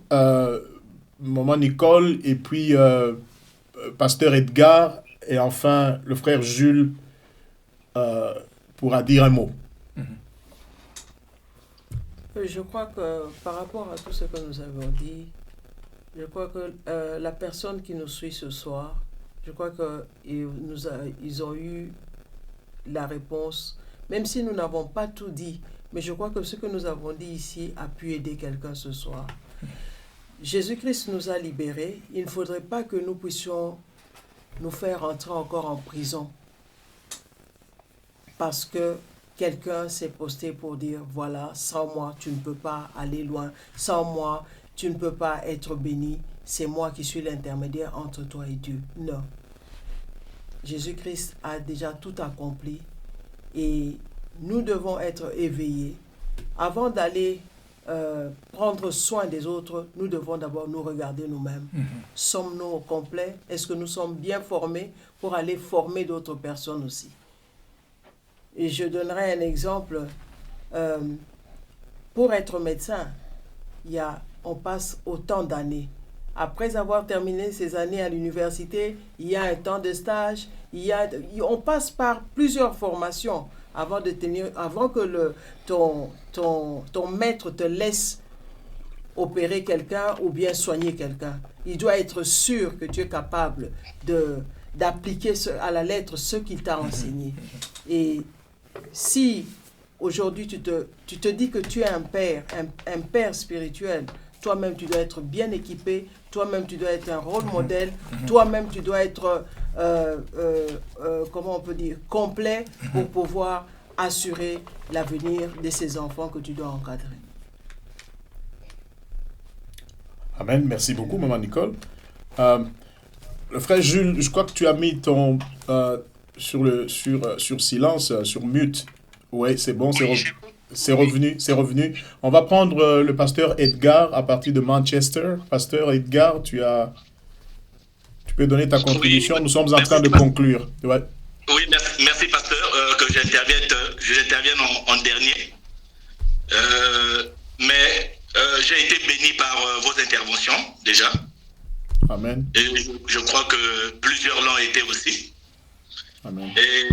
Mais aussi, j'allais apporter une petite contribution. Je crois que le temps peut nous trahir, mais je voulais tout juste ajouter pour dire que si on parle d'un père, c'est qu'il a un fils. Oui. Alors, mais seulement les deux ont aussi une responsabilité qu'ils doivent assumer en tant que père et en tant que fils. Mm-hmm. Parce que comme nous le dit le verset que nous développons ce soir, quand l'apôtre Paul parle, quand il dit que si vous avez 10 000 maîtres en Christ, vous n'avez cependant pas plusieurs pères, puisque c'est moi qui vous ai engendré en Jésus-Christ par l'évangile. Amen. Alors il dit, soyez mes imitateurs. Et pour continuer, il dit que je vous ai envoyé Timothée, qui est mon enfant bien-aimé fidèle dans le Seigneur. Il vous rappellera quelles sont mes voies en Christ. Et comme on disait ici, nous savons que quand un père a un fils, il a quelque chose à transmettre à ce fils-là. Ouais. Et quand Paul parle ainsi à Timothée, ce n'est pas des paroles en l'air qu'il est en train de dire. Et s'il leur recommande Timothée, c'est parce qu'il sait. Et quand nous lisons dans 2 Timothée 3, 10, qu'est-ce que Paul dit? Pour toi, tu as suivi de près mon enseignement, ma conduite, mes projets, ma foi, ma douceur, mon amour, ma constance, mes persécutions, mes souffrances. Donc ça veut dire que ça c'était la vie de Paul. Ouais. Mhm. Ouais. Donc, ça ne s'arrêtait pas seulement à l'enseignement qu'il pouvait dispenser, mais c'était une vie. Ouais. Et quand il parle ainsi, il sait de quoi il parle. Donc, comme on l'a dit tout à l'heure, et même dans les Actes des Apôtres, quand Luc écrit, quand il dit que Timothée, j'ai parlé dans mon premier livre de tout ce que Jésus a commencé de faire et d'enseigner dès le commencement, jusqu'au jour où il fut enlevé au ciel, après avoir donné ses ordres par le Saint-Esprit aux apôtres qu'il avait choisis. Et même dans les évangiles, on nous dit que Jésus, quand il a choisi les 12, la Bible nous dit quoi? Il voulait les avoir avec lui d'abord pour les enseigner. Donc, ce n'est pas seulement l'enseignement, mais aussi la vie de celui qui enseigne. Ouais. Quelle est sa vie? Tout à fait. Parce que, comme vous l'avez dit, vous avez retrouvé des confrères que vous avez commencé avec eux, mais vous avez trouvé qu'ils ont carrément fait naufrage par rapport à la foi. Ouais. Mais voilà pourquoi Paul dit ici qu'il parle de la constance. Ouais. Donc on veut des pères qui ont une constance. Ouais. Parce que quand la constance fait défaut, c'est là où on tombe dans les fausses doctrines, à commencer à enseigner du n'importe quoi. Ouais. Parce qu'il n'y a pas une constance. Ouais. Donc voilà pourquoi Paul rappelle ces choses-là à Timothée. Et s'il recommande Timothée à cette église de Corinthe, il le sait très bien. Donc la recommandation, elle est bien fondée. Ouais. Donc Timothée n'a pas seulement suivi l'enseignement de Paul, mais il a vécu avec Paul. Ouais. Il a vécu avec Paul, donc il a vu comment est-ce que Paul a été persécuté, quelle était sa constance et quel était son enseignement. Voilà pourquoi il dit que écoutez-le. Oui. Écoutez ce qu'il va vous dire. Donc il y avait une constance dans l'enseignement. Amen. Donc ce que je voulais ajouter ce soir, c'était ce point-là, qu'en tant que père, nous devons transmettre, c'est vrai, mais qu'est-ce que nous transmettons? Mais au-delà aussi de l'enseignement, il y a la vie au quotidien. Tout à fait. C'est la vie au quotidien aussi, parce qu'aujourd'hui, un enfant ne reproduit que ce qu'il voit faire son père, Oui. même naturellement. Parce que nous le savons, dans la maison, c'est un lieu de transmission dans nos familles. C'est Oui. là où l'enfant apprend d'abord à faire les premières choses. Oui. Donc donc le modèle est calqué sur celui du père. Tout à fait. Donc on ne reproduit que ce que nous recevons. Donc si on t'a jamais dit que tu dois respecter les personnes âgées ou bien les moins âgées, mais tu le reproduiras même dans le ministère. Oui. Oui. Tout à fait. Tu le reproduiras. Donc comme on l'a dit ici, tu ne sais pas comment repasser une chemise, mais à 50 ans, tu auras des difficultés à repasser une chemise. Oui. Ouais. Ce n'est pas le Saint-Esprit qui va te le montrer. Non, non, non. Non, pas du tout. Ça, c'est l'éducation. Pas du tout. C'est pour ça que les parents veillent à ce que... Donc, on doit veiller à ça, on doit faire très attention. Donc, Ouais. le père a ses responsabilités, mais aussi le fils a ses responsabilités aussi. Donc, c'est ce que je voulais ajouter à l'intervention de ce soir. Merci que beaucoup. le Seigneur vous bénisse. Qu'il te bénisse aussi, Pasteur Edgar. Ok, là nous avons le pasteur Jean-Claude Katumbai Ngoy de Kinshasa. Il nous appelle de Kinshasa et c'est le pasteur responsable de CPK Lemba. Pasteur, on attend ta contribution sur ce thème. Qu'est-ce que tu peux donner comme réflexion pour édifier le peuple de Dieu, les serviteurs de Dieu qui nous suivent? Bon, par rapport à ce thème, pasteur, moi je pense que d'abord je salue le peuple de Dieu, les serviteurs de Dieu qui me suivent de partout. Amen. À mon humble avis, je pense qu'un pasteur, c'est un homme ordinaire, que Dieu porte son choix sur sa personne afin de lui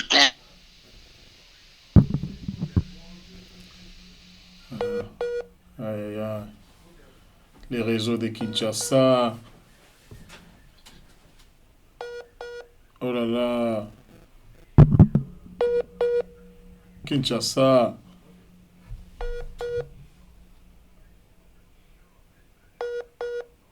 Allô? Allô? Ça s'était coupé là. Allez-y. Allô? Oui, allez-y, pasteur. Oui. Allez-y. Oui, un homme ordinaire que Dieu a porté son choix, qu'il le met à part, Oui. afin d'être au service du salut de ses frères. Amen. Et là, on l'appelle berger. Oui. C'est ainsi, tout ce que moi j'entends d'un pasteur, c'est quelqu'un par qui Dieu dote des capacités, Oui. pouvant amener le peuple, donc les créatures de Dieu égarées, afin de les ramener sur le droit chemin, Amen. pas par ses pensées à lui, pas par ses stratégies à lui, Amen. mais par l'ainsi dit le Seigneur. Amen. Vous verrez que le Seigneur en son temps est descendu dans le tabernacle quand Moïse a accompli cette œuvre selon la parole du Seigneur. Oui. Donc Dieu répond à un ministre qui est établi dans un pasteur quand celui s'engage à le faire selon la pensée authentique de Dieu. Amen. Amen. Ouais, je pense que ça, parce que quand on veut plaire à Dieu, là la puissance de Dieu se manifeste dans sa parole. Amen. Quand on veut faire un culte de personnalité, au lieu de créer des fils et des filles spirituels, on crée plutôt des fanatiques. Amen. Et là, ils ne sont pas nés dans le Dieu, ils naissent selon tes pensées, et ils ne s'attachent pas à Dieu, ils s'attachent à ta personne. Amen. Ouais, or, Jean-Baptiste a montré aux gens, il a dit, voici l'agneau de Dieu. En fait, c'est celui que Dieu met à sa disposition pour montrer aux gens Christ, le Sauveur. Oui. Amen. Oh là là. C'est très fort.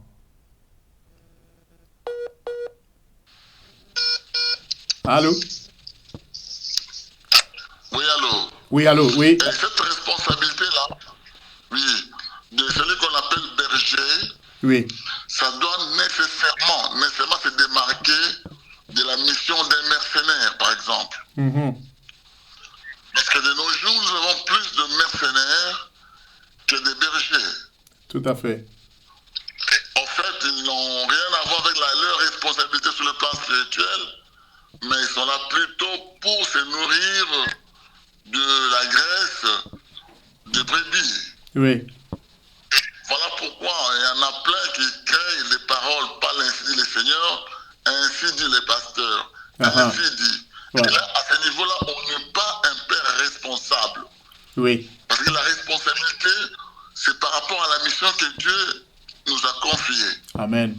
Et cette mission est de dire aux hommes, l'ainsi dit le Seigneur, ceux qui sauvent et qui ramènent les gens sur le droit chemin, ce n'est pas ce que nous pensons que nous voulons, non. Oui. C'est ce que Dieu pense et ce que Dieu veut. Amen. Ce que Dieu veut, c'est la volonté de Dieu. Amen.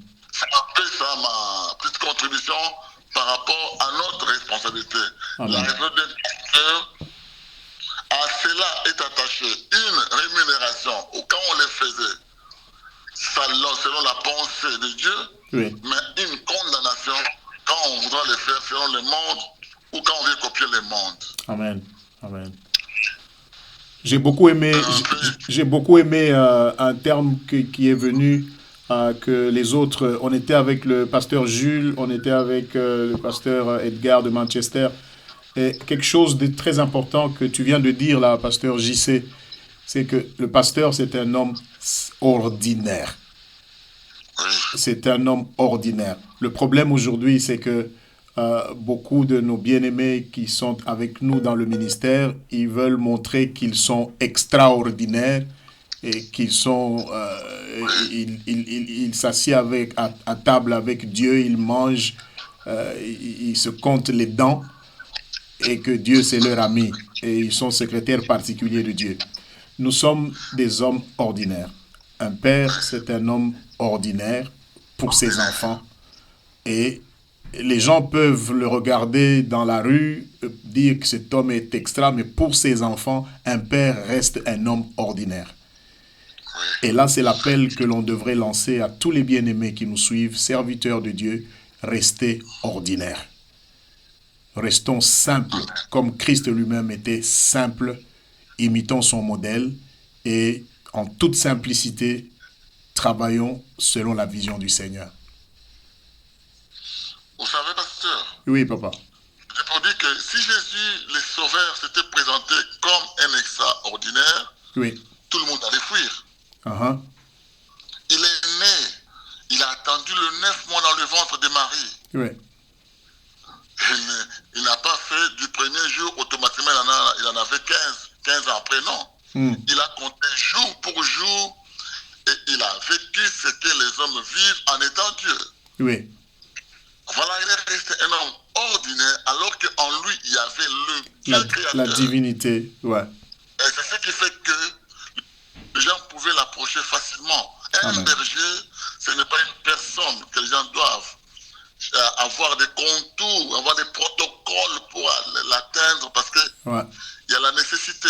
Oui. Il y a des brebis qui sont en train de mourir et qui vont faire la queue pendant 3 mois et ne peuvent pas rencontrer un homme extraordinaire parce qu'il a autant de garde du corps, il a autant que... Alors, les nécessités, ceux qui ont besoin de sa prière, ont besoin de sa... Oui. La connexion, vous comprenez que c'est... c'est Kinshasa. Allô?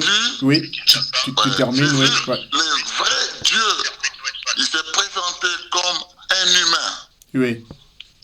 Et c'était afin de donner accès aux hommes, de l'approcher et d'être sauvés. Donc nous sommes des hommes ordinaires. Tant qu'on restera ordinaire, ce n'est pas que l'autre autorité sera bafouée. Un père qui est au milieu de ses enfants, restant ordinaire, simple, d'abord il est aimé. Amen. Il est aimé, les enfants lui approchent facilement. Amen. Et c'est ainsi que, au fait, les garde-fous sont ceux qui ont des choses à cacher. Moi, je pense. Oui. Je pense aussi. Quand on n'a rien à cacher, on reste simple. On peut nous approcher à tout moment. On a une vie parmi les brebis. Et ces brebis-là, ils peuvent, au besoin, venir nous voir quand ils peuvent et nous leur apportons ce qu'on peut. Amen. Pasteur Paul. En tout cas, merci beaucoup, pasteur. Ça, c'est un plus. C'est comme on dit, cerise sur le gâteau. C'est vraiment une parole qui vient enfoncer le clou sur tout ce que nous avons partagé pendant plus d'1h30. Et la cerise sur le gâteau, c'est qu'on doit rester ordinaire. Papa Jules? Oui, je n'ai pas voulu qu'on puisse clôturer sans insister sur cet aspect du Père que la Bible appelle évêque, surveillant. Oui. Surveillant de quoi? Surveillant, c'est celui qui surveille. Quand on regarde dans l'origine, dans le grec, on dit c'est comme celui qui regarde d'en haut, qui surveille l'objectif. C'est très important cet aspect-là de surveiller le troupeau en disant est-ce que nous allons vers l'objectif où nous avons désigné. C'est vrai, c'est très important d'avoir l'objectif en vue, le but en vue. Ouais. Nous étions avec le pasteur Paul, je ne sais pas si il se souvient, un frère a partagé avec nous un serviteur qui parlait de leur église et ils ont demandé au pasteur quelle est la vision de notre église. Et le pasteur avait de la difficulté à dire quelle est la vision de l'église. Il dit nous y travaillons. Et nous sommes en train d'y travailler, ouais. Oui, nous sommes en train d'y travailler. Si le Père, lui, n'a pas l'objectif en vue, le but du salut, pourquoi cette église existe, pourquoi cette communauté existe, pourquoi le Seigneur sauve-t-il ses âmes ici? Ouais. Je crois que nous allons aller dans tous les sens et nous n'atteindrons jamais l'objectif. Voilà ce que la Bible dit. Ouais. Nous savons du reste, frère, que toute chose concourt au bien de ceux qui aiment Dieu, de ceux qui sont appelés selon son dessein. Oui. Car ceux qu'il a connus d'avance, il les a aussi prédestinés à être semblables à l'image de son Fils. Ouais. Afin que son Fils fût le premier-né entre plusieurs frères. Amen. Voilà notre objectif. Si nous avons une destinée, aujourd'hui quand on parle de la destinée divine, on parle du n'importe quoi. On nous présente les choses du monde comme destinée. Ouais. Voilà la destinée divine. Le but du salut. Pourquoi le Seigneur a sauvé toutes ces âmes qui s'appellent aujourd'hui mes enfants spirituels? C'est pour qu'ils deviennent l'image parfaite de Christ. Amen. Où est-ce que je le conduis? Je le conduis à ce qu'il ressemble totalement à Christ. Amen. Voilà pourquoi Paul va présenter sa vie comme un exemple. Pourquoi? Parce que lui est imitateur de Christ. Oui. Il imite Christ. Et moi, je vous demande, vous, de m'imiter moi, parce que moi, j'imite Christ. Pourquoi? Parce que le but, ce n'est pas que vous ayez des grandes maisons, ce n'est pas pour que vous ayez des jets, le but, ce n'est pas que vous soyez guéris, le but, ce n'est pas que vous soyez des ministres, ce n'est pas ça la destinée chrétienne. La destinée chrétienne, c'est que tu ressembles à Christ. À Christ, tu amen. entreras dans le destin, dans ta destinée, Amen. le jour où tu ressembleras totalement à Christ. Amen. Ce que tu dois poursuivre plus que tout, c'est que tu dois ressembler à Christ. S'il y a quelque chose qui doit te réveiller le matin, le souci qui te réveille le matin, c'est est-ce que je ressemble à Christ? Amen. La journée d'aujourd'hui, qu'est-ce que je dois faire pour ressembler à Christ? Ça, c'est le rôle du Père. Veiller à ce que chaque membre de l'Église puisse ressembler à Christ. C'est pourquoi Paul présente sa vie. Soyez mes imitateurs. Amen. Comme moi j'imite Christ. Amen. Pour atteindre le but. Voilà ce que j'ai voulu ajouter à la fin. Merci. Amen. Merci beaucoup. Et là, ça me rappelle ce chant que nous chantions à l'époque. Prends ma vie, Seigneur, prends ma vie. Que ma vie soit prière. Prends ma vie, Seigneur, prends ma vie. Que ma vie ressemble à ta vie. Que ma vie ressemble à ta vie. Merci beaucoup pour le temps que vous avez passé à suivre cette émission. Merci beaucoup pour la disponibilité de chacun. Nous disons merci au frère Jules à partir du Canada. Nous disons merci au pasteur Edgar à partir de Manchester. Merci au pasteur Johnny. Merci maman Nicole. Merci pasteur José Chitoko derrière les caméras et à Soteria Media. Vous allez avoir l'adresse où vous pouvez nous contacter. L'adresse sera affichée sur l'écran. Et nous espérons que ce programme vous a béni. Amen. Partagez de manière telle que le plus grand nombre de gens possible puissent entendre ce message. Revenons à la source, revenons aux Saintes Écritures, revenons au modèle biblique et apostolique. Jésus revient bientôt, c'est le temps de remettre de l'ordre dans la maison. Seigneur, nous voulons te dire merci pour ce temps. Nous disons merci pour cette grâce et nous disons merci pour toute personne qui prend son temps à pouvoir écouter et partager ce message. En tout, nous voulons que la gloire te revienne, Seigneur. Nous te bénissons, notre Dieu. Que le Père puisse réellement jouer le rôle de Père et que les fils comprennent que ce qu'ils ont reçu du Père, ils doivent le transmettre fidèlement. Et que tout cela puisse être pour ta gloire, toi qui es le seul et l'unique vrai Dieu qui vit maintenant et pour l'éternité. Père, nous te prions ainsi dans le nom merveilleux de Jésus-Christ notre Seigneur. Amen. Bonsoir chez vous et que Dieu vous bénisse. Amen. Merci. Ok, bye bye.